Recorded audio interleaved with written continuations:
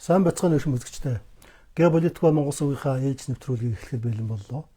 За сүүлийн үед дэлхийг шуугуулж байгаа Америкийн нэгдсэн улсын Венесуэлд хийсэн тусгай операцийн талаар ярилцъя.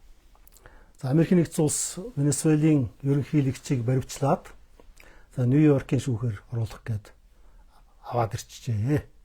За энэ тухайд 1 сарын 3-ны шөнө дунд Америкийн нэгдсэн улсын цагаар Венесуэлийн нийслэл Каракас хотод цэргийн тусгай ажиллагаа явуулж 3-4 газар цэргийн хүчтэй цохилт өгөөд за тэгээд Америкийн Венесуэлийн ерөнхийлөгчийн амарч байсан өргөө ордонд нь дайрч ороод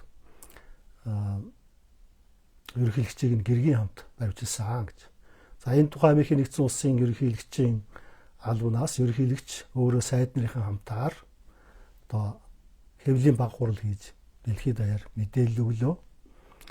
За Америкийн нэгдсэн улсын ерөнхийлөгч Дональд Трамп өөрөө за дайны сайд буюу Батлан хамгаалахын нарийн бичгийн дарга Пит Хексет, гадаад хэргийн сайд буюу төрийн департаментийн нарийн бичгийн дарга Мадуро.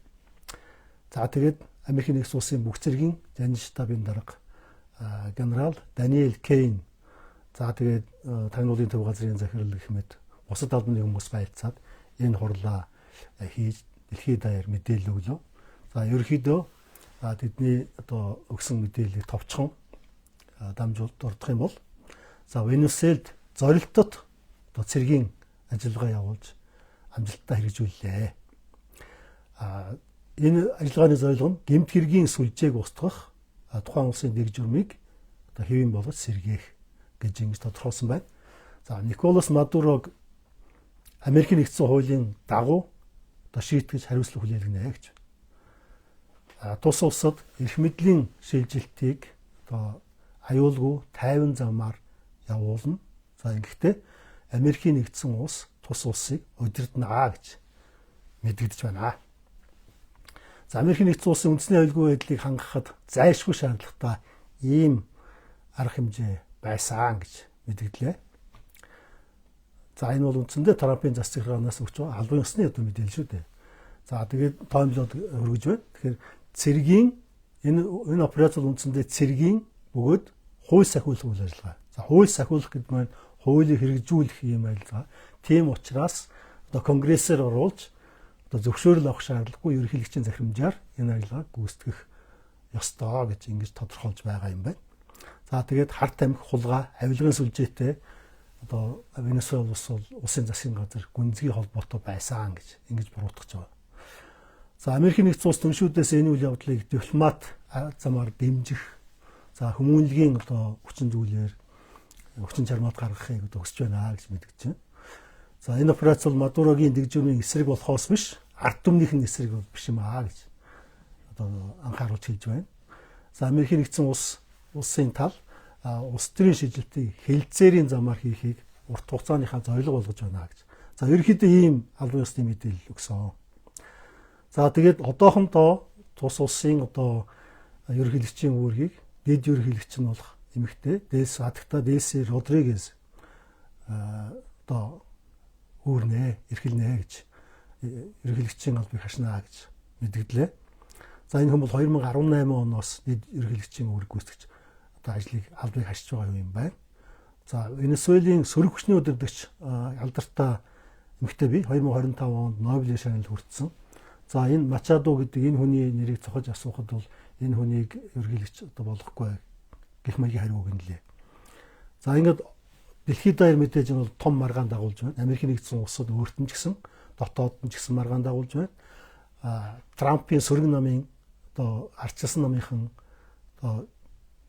хууль зөрчсөн үйл явдал гаргалаа гэж бас шүүмжилж байгаа гишүүд парламентын гишүүд цөөнгүй байна. За олон улсын хууль зөрчсөн үү гэж бас шүүмжлүүд гарч байна. За энэ олон улсын хууль гэдэг бол ерөнхийдөө их маргаантай. Энэ бол хязгаарлалт хүрээнд үйлчилдэг зүйл болохоос биш абсолют утгаар ингээд хэрэгжүүлдэг тэр хуулийг сахиулдаг ийм боломжгүй зүйлтэй харьцангуй одоо хэрэгжих цаг хугацаа хүрээл нь бол хязгаарлагдмал. Ерөнхийдөө олон улсын хуулийг бол одоо бүх дэлхийд даяар одоо мөрдүүлэх, хэрэгжүүлэх юм боломжгүй байдаг. Тийм учраас олон улсын хууль дүрмийн дагуу энэ асуудлыг үнэлж сэгнэх боломж их муу. За тэгээ манай одоо нийгэм дотор ч гэсэн их том шууган анхаарал татсан одоо хилцүүлгүүд үүсэж байгаа шиг байна. Сошиалыг харж байхад бол манайхан анаал одоо орондоо хуваагдчихад нэлээд маргалдсан, талдсан ийм одоо хилцүүлгүүд бас хэрүүлүүд дэгдэж байна. Яг ардсан бол тиймэрхүү сэдвүүдийг анхаарч байгаа нь зөв. Гэхдээ хаа хамаагүй ярих сэдв бас хаа хамаагүй одоо ингээд бид нар дотооддоо одоо хэрүүл хэлэлцээ хийдэг шиг бас олон улсын харилцааны асуудлыг хамаагүй одоо ярих том дүгнэлтүүд өгөх нь бол бас онцгүй юм аа гэж хэлмээр байна. Ер нь энэ олон улсын харилцаанд дэх үйл явдлуудыг шууд одоо шударгын ёс, энэ нь шударгын ёс гэдэг юмыг баримтлал одоо үнэлж сэгнэх ер нь болцоогүй. За тийм учраас олон улсын харилцаа гэдэг юм бол ихээхэн төвөгтэй маш одоо хэцүү юм бизнес байдгаа гэж хэлдэг. Тэгэхээр манайхан бас энэ болж байгаа үйл явдалд нэлээд тийм мэдлэгтэй бас өөр суурьтай хандмаар байгаа юм аа. Манай томоохон одоо нийгмийн зөвтгөлтнүүд хүртэл энэ хоёр улсад болж байгаа үйл явдлыг аль нэг талд нь одоо абсолютаар орчихсон шүүмжлээл том дүгнэлтүүд хийгээд байж байгаа юм байна харагдж байна. Энэ бол онцгүй юм аа. Ялангуяа тэр томоохон одоо нийгэм танигдсан олон нийтийн одоо паблик фигуруудын хувьд бол энэ онцгүй зүйл юм аа гэж хэлэх байна. За тэгээд юу ч энэ нэвтрүүлгээр хэдүүлээ бид ер нь ямархуу өнцгөөс нь харж энэ үйл явдлыг харж үнэлж дүгнэх ёстой юм бэ гэдэг утгаар жаахан одоо ярилцгаая. Ер нь энэ Америкийн нэгдсэн улсын иймэрхүү бусад улсын одоо бүрэн эрх рүү халдсан одоо удирдгчийг нь баримтлах их мэтийн ийм үйл ажиллагаа одоо өөрөөр төрийн эргэлт хийх хэмжээний ийм үйл ажиллагаа бол одоо бас эртний түүхтэй. Ер нь Америкийн нэгдсэн улс бол одоо 1945 оноос хойш. За ерөөсөө 1900-аад оны эхнээс л дээ дэлхийд одоо жанжилж эхэлсэн ийм дэлхийн том хегемоник ийм жанжлагч улс, жанжлагч бүрэн. За энэ дэлгэсэн дээр Америкийн нэгдсэн улсын шууд оролцоотойгоор явагдсан төрийн эргэлтүүдийн жишээг одоо бичсэн байна. Иранд одоо 1953 онд төрийн эргэлт хийж байсан. Гватемала 1954, Бразилд 64 онд, Индонез 65 онд, за Чилд 1973 онд. За энд бас бичигдээгүй байна. За 1989 онд бол Панамагийн ерөнхийлөгчийг, Панама улсын ерөнхийлөгчийг одоо бас баривчилж шууд очоод яг өнөөдрийн одоогийн энэ үйл ажиллагаатай адилхан одоо хэрэг явдлыг үүсгэж байсан. За ер нь цаашлуулаад Америкийн нэгдсэн улс бол гадаад улсад төрийн эргэлт маягийн үмэн самууныг зохион байгуулах ийм ариун туршлагатай. За 20-оос 40 гаруй ийм тиймэрхүү ажиллагаануудыг хийсэн байж болзошгүй гэж судлаачид янз бүрийн байдлаар тэмдэглэсэн байдаг. За энийг бол бид нар одоо хинч одоо ингэ шүүмжлэх одоо дүгнэх тэгээ шийтгэх одоо моралын ёс суртахууны зүгээс нь одоо шүүмжлэх ийм болцоогүй. Олон улсын харилцаа гэдэг бол одоо талуудын өөрсдийгөө зөвтгсөн олон аргументууд гарч байдаг.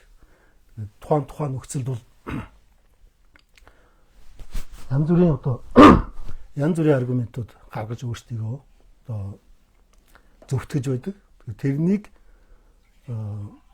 ерөнхийд нь одоо дэлхийн цагдаа шүүх мэт маягийн байгууллага байгаад тэрнийг одоо шудраг ёсны үүднээс одоо шүүн одоо хилцэх тийм байгууллага шүүх мэт олон улсын шүүх одоо дэлхийн шүүх шиг тийм байгууллага байхгүй. Тийм абсолют үйлчилдэг тийм байгууллага байгуулах боломжгүй учраас олон улсын харилцаа гэдэг бол нарийн төвхтэй ийм зүйлээ. За тэгээд түүхийн явцад энэ дайн гэдэг юм чинь устж үгүй болохгүй байсаар ирлээ. Ялангуяа өнөөдөр дэлхий маань бүхэлдээ одоо дайны байдалд орцоод байна гэж хэлж болно. Украины дайн болж байна. За өнөөдрийн Венесуэл болж байгаа үйл явдал, за Америк, Орос, Хятад гурван улсын хооронд болж байгаа харилцаанууд, эдийн засгийн харилцаа энэ бүхэн чинь ерөнхийдөө дайны хэлбэртэл байна. Украины дайныг Трамп зогсоохыг одоо оролдож байгаа гэж одоо яригдж байгаа ч гэсэн цаагаараа бас л одоо ерөнхийдөө дайнаа явуулж байна гэж үзэж болохоор саяхан Украины жишээн дээр ихэд одоо Оросын Новгород хотод одоо тэр бүсэд байрлах Оросын ерөнхийлөгчийн одоо өргөө байрладаг тэр орон руу чиглэсэн дайралт 91 дроныг одоо Украины зүгээс бууцсан гэж. За юуныг бол Украин бол дангаараа хийх болцоо байхгүй. MI6 буюу MI6 эсвэл CIA оролцсон ийм л үйл ажиллагаа байх магадaltaй. За түүнийг нь одоо тэр нисэж ирж байгаа дрон дотор хадгалагдсан мэдээллийг нь анализ хийгээд за энэ бол яг тэр Новгородын тэр өргөөрөө чиглэсэн одоо зорилтод ийм давталгаа байжээ гэдгийг Оросын тал илрүүлээд Америкийн нэгдсэн улсад одоо гардуулж өгч байна лээ. За Москвад сууж байгаа цэргийн атташа болдоо цэргийн том мэрэгтэй хүнд одоо өгч байгаа зураг тийм мэдээлэл байл. За үүнийг эхлээд Трамп бол хүлээн зөвшөөрсөн. Одоо ийм байж болохгүй зүйл юм аа гэж би ууралж байна. Одоо Украинд Tomahawk Путин өгөөгүй нь болжээ гэж ингэж хүлээж авсан. За дараа нь CIA-гийн одоо мэргэжилтнүүд нь ийм юм болоогүй Украины талаас буюу одоо Америкийн талаас ийм дотлохоо хийгээгүй гэдэг мэдээллийг Трампт өгөө. Трамп өмнөх байр сууриасаа буцаад за Украины талаас Оросын тэр Путины өргөөрөө халдсан гэдэг бол худлаа юм байна гэж мэдгэж байна. За энэ бол итгэхий аргагүй. Тэгэхээр хизээч одоо CIA тэр байдлыг оролцсон ч гэсэн тэрнийг хүлээн зөвшөөрнө гэж байхгүй. Зүгээр бодоод үзэхэд геополитикийн үүднээс геополитикийн логикоор бодоод үзэхэд Америкийн нэгдсэн улс тийм юм хийсэн байх бүрэн магадaltaй. За Оросын тал бол тэр одоо баримтыг нь гаргаж тавиад байна шүү дээ. За тэгэхээр бид энэ олон улсын харилцаа яг ялангуяа өнөөдрийн энэ болж байгаа үйл явдлууд бол дэлхийн хэмжээний дайн ер нь бол эхэлчихэд эд дундаа явж байгаа юм байна л гэж ойлгох нь зүйтэй юм аа. За Венесуэлийн үйл явдал гэсэн энэ хэсгийг нэг хэсэг гэж үзв шүү дээ. За Венесуэл улс бол энэ Карибын тэнгис төв Америкийн одоо бүс нутагт байрладаг ийм улс. Колумбиа гэдэг алдартай одоо харт амигны 8 одоо болж бүтэхгүй бүх юмтай орооцолдог. Одоо Колумби гэдэг улстай хил залгана. Бразилтай хил залгана. За зүүн талд нь Гаяна гэдэг улс байна. Энэ Гаяна гэдэг улс Венесуэл улс хоёрын хооронд газар нутгийн маргаантай бараг 200 жилийн хооронд болж байгаа. За газар нутгийн маргаан нь англичуудтай, Америкчуудтай холбоотой, англосаксонтой холбоотой. За тэр утгаараа хэдийгээр энэ анх бол одоо Испаний колони байж байгаа тэндээсээ чөлөөлөгдөд тусгаар тогтноод ингээд явсан улс боловч англосаксоны эсрэг англосаксонд дургүй байх тийм үзэл их түгээмэл дэлгэрсэн ийм улс байгаа юм. За энэ тусгай ажиллагаа бол тэр Каракас нийслэлийг хамарсан 3 одоо бүс одоо мужид хамарсан 4 орчим цэг дээр цэргийн цохилт өгсөн байна. За тэр нь бол одоо хариу цохилт өгөхгүй бол одоо хеликоптероор нисдэг тэргээр дайрч орсон тэр ажиллагааны хэсэг агаарын эсэргүүцэх цохилт өгүүлэхгүй байх зорилгоор одоо тийм цохилтуудыг өгсөн байна. За Венесуэл улс бол маш их газрын баялагтай юм ус. Газрын тосны нөөцөөрөө дэлхийд номер 1 300 гаруй тэрбум баррел нөөцтэй тогтоогдсон нөөц нь бол юм. Дэлхийд дүүгээрээ тэргүүлж байгаа Сауди Арабийн одоо дээд талд зогсдог. За байгалийн хийгээр дэлхийд 4-т орж орно. Алтны нөөцөөр дэлхийд 2-т орох ийм том одоо баялагтай. Тэгээд одоо Өмнөд Америкийн Эрдэнэсийн уул гэж нэрлэгддэг. За англо-саксон дургүй ийм үзэл санаатай, нийгмийн үзэл санаа нь иймэрхүү.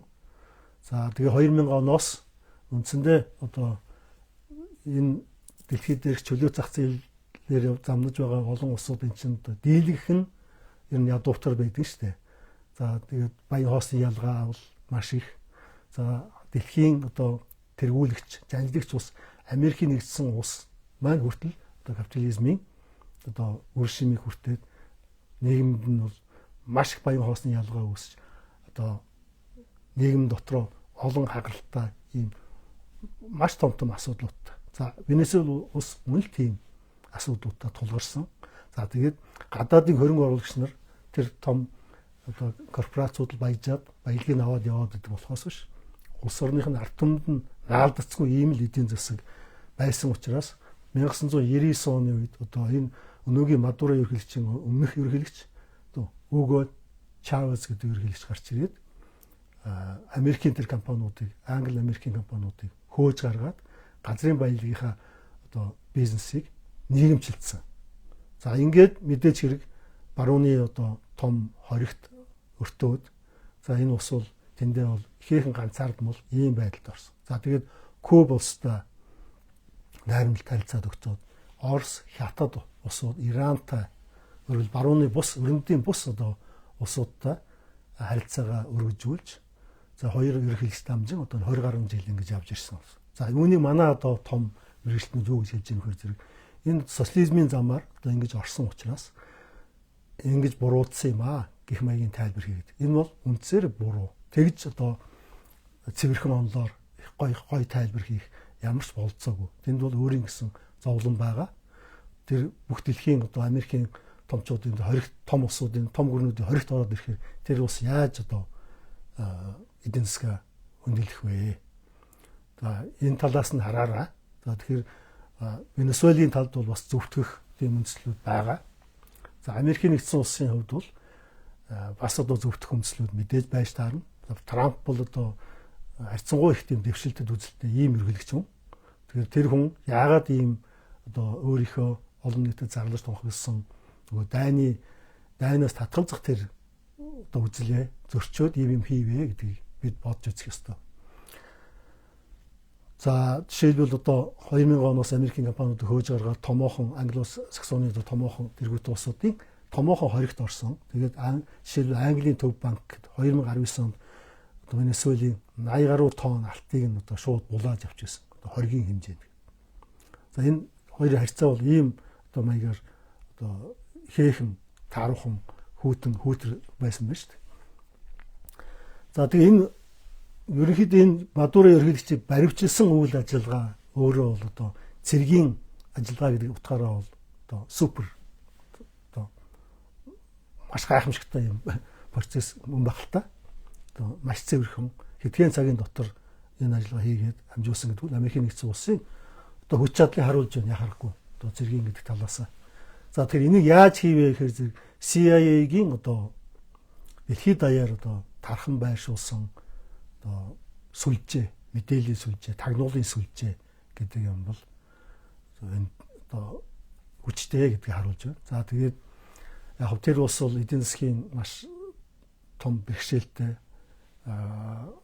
байсан хэдэн мянга дахин одоо валютын ханш унсан тийм байдалтай. За тэгээд авилга мэдээ цэцгэлсэн ийм байдалтай улсад Америкийн нэгдсэн улсын зүгээс маш их мөнгө хаяад тэгээд одоо Мадурогийн эсрэг ажилласан, Мадурогийн талаар мэдээлэл өгсөн, Мадурог баривчилсан хүмүүст одоо мөнгө өгнө гэдэг ийм амлалтуудыг бол хэдэн сарын өмнөөс өгч ирсэн юм аа.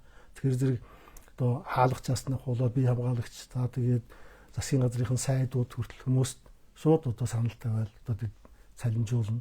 За та нарыг одоо энэ үйл ажиллагаанд оролцох юм бол их мөнгөөр урамшуулна. Америкийн нэгдсэн улсад ажиллах, амьдрах болцоогоор чи хангана гэл ингээд ирэхээр зэрэг эсвэл бол амарх юм байна л да.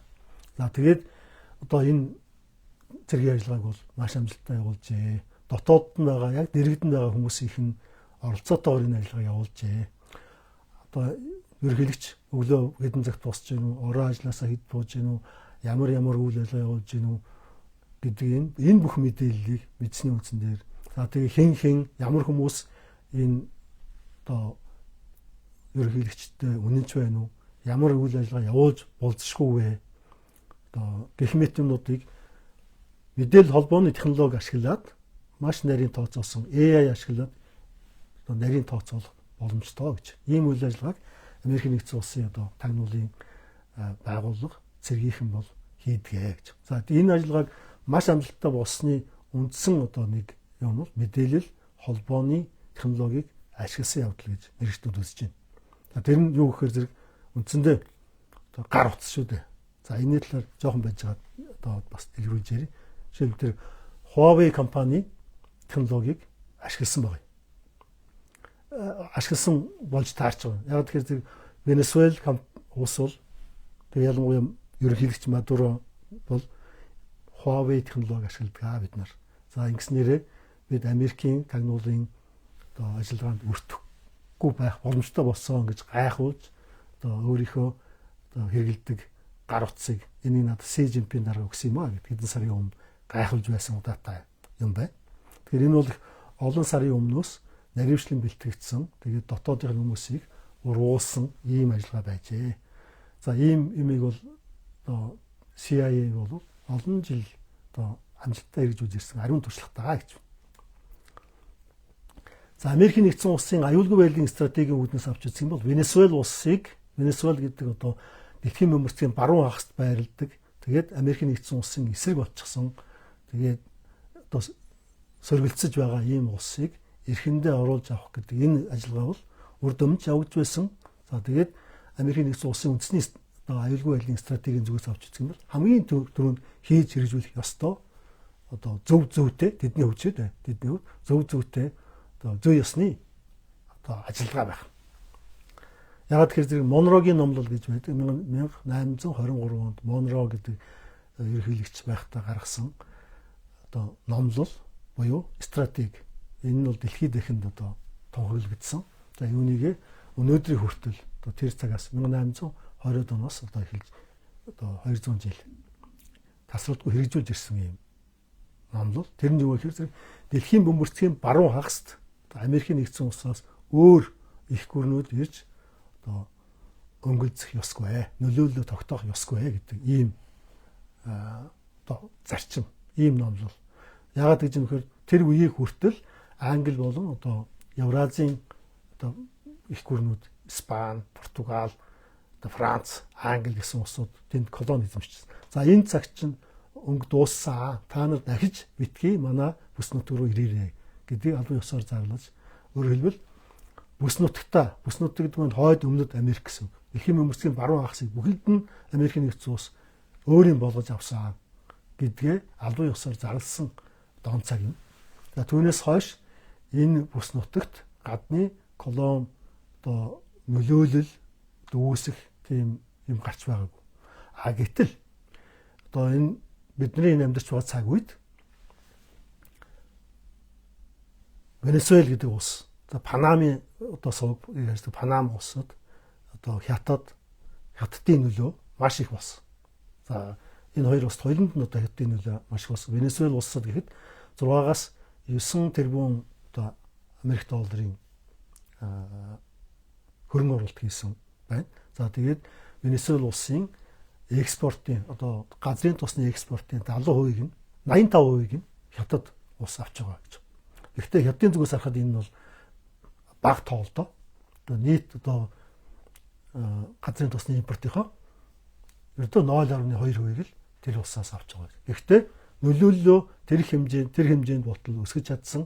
Цаашдаа одоо идэвхтэй өсөх гүйцэтгэх хэмжээнд очисон гэдэг нь Америкийн нэгдсэн улсын одоо 200 гаруй жил явж ирсэн аюулгүй байдлын стратегийн зүгээс харж үзэх юм бол байж болохгүй зүйл байсан.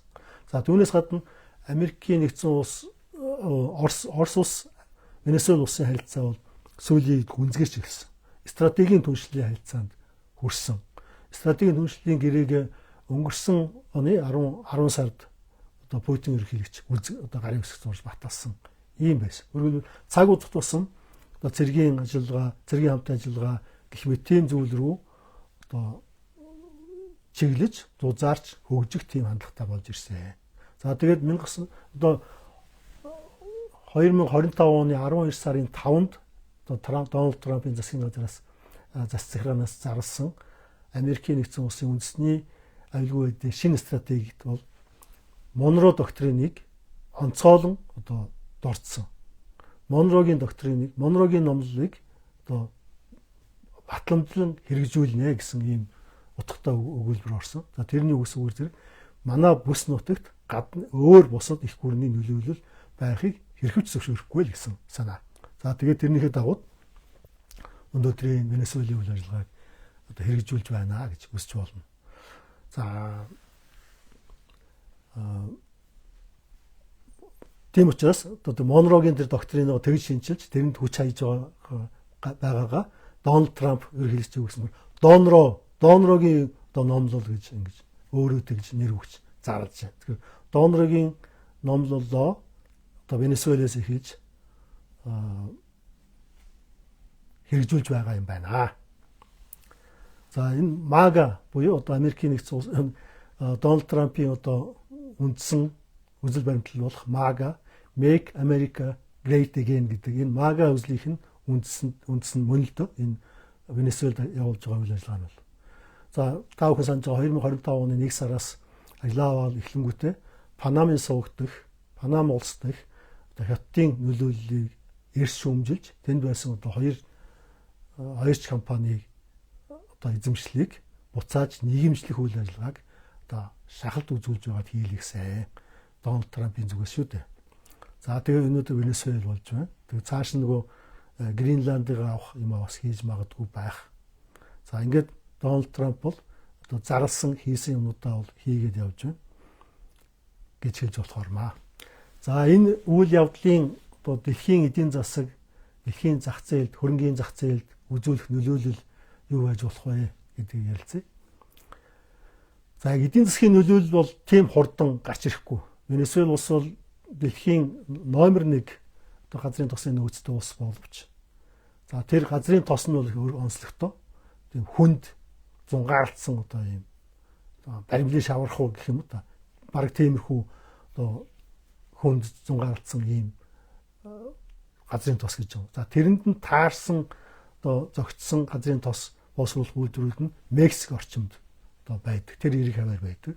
За тэгээд 2000-ад оноос эхлээд Америкийн нэгдсэн улсад одоо нийлүүлдэг байсан тэр нийлүүл зогссноос болоод одоо Америкийн нэгдсэн улсын импортын хэмжээ багассан. За Канада бас тиймэрхүү хүн дэвтэр одоо газрын тос олборлдог учраас Канадаас авах импорт нь бол нэмэгдсэн ийм байдалтай байгаа юм.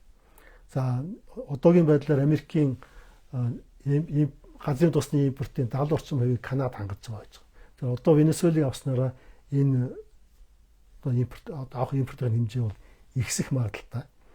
Мэдээж ихсэн. Гэхдээ одоо бид нэг юм ойлгох хэрэгтэй. Энэ газрын тосны бизнес гэдэг юм чинь өнөөдөр эхлээл маргааш шууд үр дүнгээ өгдөг тийм бизнес биш.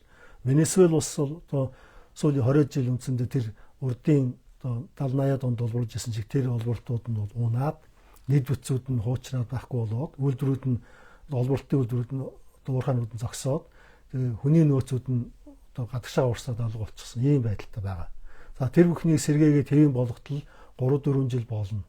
За ямар ч байсан энэ газрын тосны одоо нааштай нөлөөллийг Дональд Трамп өөрөө одоо үзэж чадахгүй. Яг тэгэхээр одоо яг 3 жил үлдээд шүү дээ. Энэ 3 жилд багтаж одоо тэр импортыг сэргээх хүртэл бол бараг амжихгүй гэж мэрэгчлүүд үзэж байна. За тэгэхээр зэрэг газрын тос Венесуэлийг одоо эзлэнгүүтэл газрын тосны зах зээл дэх Америкийн оролцоо асар хүчтэй болоод дэлхийн зах зээл дээр одоо хамгийн том тоглогч болоод ингээд бүх юмыг одоо зааж зөвлөд явна гэсэн үг биш ээ. Энэ бол урт хугацаанд явагдана. За үүнийг нотлох нэг нотлохоо бол одоо өнөөдөр одоо шинэ жилийн амралтын дараа хөрөнгийн зах зээлүүд нэгдэхэд үзүүлж байгаа реакцаас харж болж байна. Тэнд бол ямар ч одоо тийм нефт газрын тосны үнэнд бол нэг тийм савлгаа үүсгээргүй байна. юм баг өөрчлөлтгүй байна гэж ярьж байна. За иймэрхүү байна. Манай одоо зарим одоо мэргэжлүүдийн үзэж байгаагаар бол шулуухан л одоо ингээл Америкийн нэгдсэн улс энэ зах зээл дээр тоглогч болно. Тэгээ бүх асуудлыг шийддэг болно гэдэг юм чинь. Үгүй OPEC Plus-ын үүрэг хэвээрээ байх нь ойлгомжтой. Оросын үүрэг нөлөө одоо хэвээрээ Америкийн нэгдсэн улсын оролцоо бол мэдээж нэмэгдэнэ. Хамгийн гол нь Америкийн нэгдсэн улс өнөөдөр ч гэсэн өөрийнхөө хэрэгцээг бүрэн хангаж бас чадахгүй гаднаас их хэмжээний импорт авсаар байгаа. За тэр импортыг өмнө нь одоо тогтцсон байсан тэр импорт Венесуэл улсын тэр импортыг одоо сэргээх юм. Энэ урт хугацаанд бас сэргэнэ. Хугацаа орно гэсэн үг. За үүнийг анхаарах хэрэгтэй. За хятадын зүгээс хятад бол маш хохирох байх одоо хүнд байдалд орох байх гэж бас хүмүүс ярьж байна. За тийм нөлөө бас бага. Хятадын зүгээс харахад ерөөсөө нийт гаднаас авдаг одоо нефтийнх нь ердөө 0.2% нь л энэ Венесуэлээс авч байсан юм билээ. Тэгэхээр тэр бол нөлөө багтаа. Зүгээр ингэснээрээ Орос хятадын одоо харилцааг илүү одоо ойртуулахад хүргэнэ. За энэ бол бас том эрсдэл байх болов. За тэгээд бодохоор зэрэг яг хав Трамп бол өөрөө их давтан олон удаа хэлж байгаа. Манай одоо том компаниуд ExxonMobil тэр гэсэн компаниуд одоо тийшээ очиж өөрийнхөө ордуудыг буцааж авч, уурхаануудыг буцааж авч ажилтаа болно. Маш их одоо газрын тосны олборлт бидэнд ирнэ гэж. Болоогүй энэ бол хугацаа орно гэсэн үг. За эцэст нь нэг юм хэлье. За тэгэхээр зэрэг ер нь зүгээр энэ Дональд Трамп маань зөвхөн энэ газрын тосны гэдэг ийм зорилгоор энэ үйл ажиллагаа явуулаагүй байж таарч байна. Ерөнхийдөө аюулгүй байдлын талаас тэр Монрогийн доктрин, Донрогийн тэр номлол гэдэг тэр талаас нь харах зүйтэй. Нэгдүгürt энэ бол одоо үеийн ерөнхийлөгч нар юуныг хийж зохицуулж байх ёстой. Нэгдүгээр үүргүүдийнх нь нэг. За тэр утгаар нь харах зүйтэй. За Америкийн нэгдсэн улс хүчтэй гэдгийг харуулж байна. Гэхдээ бас нөгөө талаас нь харах юм бол хүчин суларсны илрэл бас мөн л дөө. Ягаад тэгэхээр зэрэг өөрийнх нь босгон дээр нь одоо гадны улсууд ирчихсэн. Тэгээд нэг улсыг нь эзэж аваад ингээд нөлөөгөө тогтоогоод ингээд байж байна гэдэг бол нөлөө нь суларсны шинж. Венесуэл улс ямар ч байсан 20 гаруй жил Америкийн нэгдсэн улсын үүдээс одоо үгүй гэж хэлээд өөрийнхөө замлаар бас явах орлого хийж үзлээ. За Дональд Трампын одоо Венесуэлийг одоо буруутгаад байгаа гол зүйл нь наркотерроризм гэдэг. За тэрэн дээр бол бас мэргэжлүүд ярьж байна. Яг одоо бас нотлогчаагүй. Наркотерроризм гэж ярих юм бол Колумбийн тал бол илүү. За фентанил энэ гэж ярих юм бол хятадын нөлөө харин ихээ. За Венесуэлийнх бол одоо хязгаарлагдмалаа гэж ингэж ярьж байгаа. Тэгэхээр зэрэг ерөнхийдөө одоо яг одоо зорилго нь юу байв гэхээр зэрэг тэр Донрогийн докторин гэдгээ одоо хэрэгжүүлж одоо энэ дэлхийд өөрийнхөө одоо нөлөөг бас зарлах. За тэгээ ерөнхийдөө Монрогийн доктрино хэрэгжүүлж чадахгүй болчвол дэлхийг хянах, дэлхийд одоо хяналтаа тогтоох гэдэг маань үлгэр болно гэдгээ ухаарч эртнээс энэ үйл ажиллагааг явуулж байгаа юм болов уу? Энэ утгаараа бол бас ухаалаг алхам байж болно. Тэр талаас нь харах хэрэгтэй гэж бодож байна. За юугаар ингээд ерөнхийдөө энэ өнөөдрийн товч тайлбараа өндөрлөе. Тэгээд маргааш нөгөөдрөөс дахиад бас одоо шинэ мэдээлүүд гарвал өөрөөр өнцгүүдээс нь ярих гэж бодож байна. За төгсгөлд нэг 100 яриа шинжтэй нэг мэдээлэл өгье. За сонгуулийн лөөврийг ишлэх гэдэг ийм тохиролцоо байсан юм биш үстэй гэж зарим хүмүүс бас ярьж байна. Одоо Америкийн Японы одоо нэрлийн алдартай YouTube чинь Oikawa гэдэг бий. За Oikawa өчигдрийн одоо нэвтрүүлэг дээр подкастн дээр хэлж илээ. Дональд Трамп өөрөө сонгуульд одоо шудраг бос сонгуульд хохирогч болсон хүн. За тэр сонгуульд их томоохон нөлөө үзүүлсэн нэг Dominion voting system, Dominion-ы тоолагч машин. Манай үзэгчид сайн мэдэх тэр манад хэрэглэдэг Dominion-ы тоолагч машины лоурийг одоо ашиглаж энэ Венесуелийн ерөнхийлөгч болсон гэж яригдчихсэн юм л да. Тэгэхээр тэр лоурийг илчлэхэд одоо хэнийг ашиглахаар одоо хоорондоо үгсэн хилцсэн байж магадгүй. За тэр утгаараа яг нэгдүгээр тайлбар бол CIA бол маш сайн ажиллаа хийсэн байна гэдэг нэг тайлбар.